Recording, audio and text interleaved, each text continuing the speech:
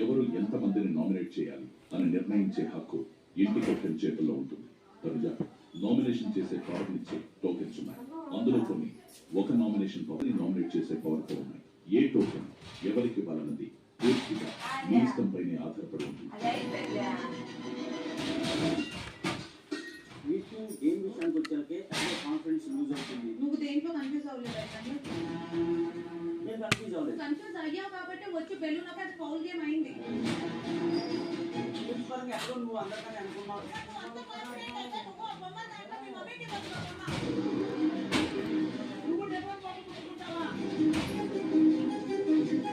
అన్ని అన్న గేమ్స్ లో ఇంతకు ముందు పెట్టినంత ఎఫర్ట్స్ పెట్టలేదని నాకు అనిపిస్తుంది. ఇప్పుడు నాకు తెలియదు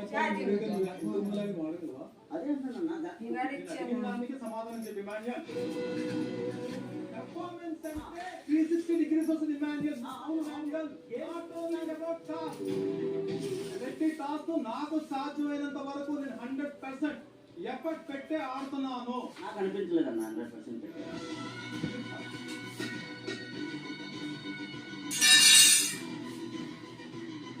రీతు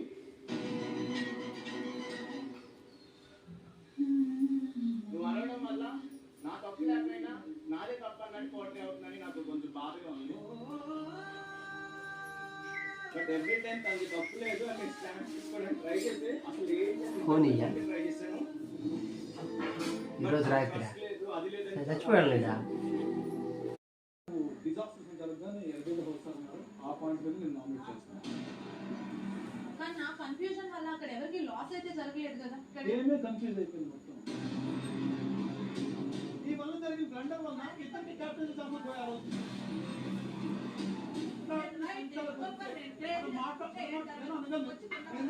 చెప్పలేయగలను అది కాదు ఇక్కడ.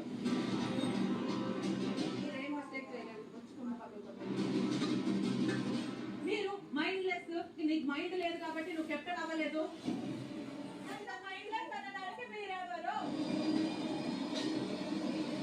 స్ట్రీట్ గా ఉంటే ఇస్తాను, క్రాస్ గా ఉంటే ఇస్తాను, కరెక్ట్గా చెప్పలేదు. నిన్ను గేమ్ లో గెలిపించడానికి నీకు కొంతమంది సపోర్ట్ చేస్తారు. ఆవిడ గేమ్ లో గెలిపించడానికి ఆవిడ కొంతమంది నువ్వు ఆవిడ సపోర్ట్ ఉన్నా. విను విను విను ఇయ్యో క్లారిటీగా చెప్పొచ్చు కదా.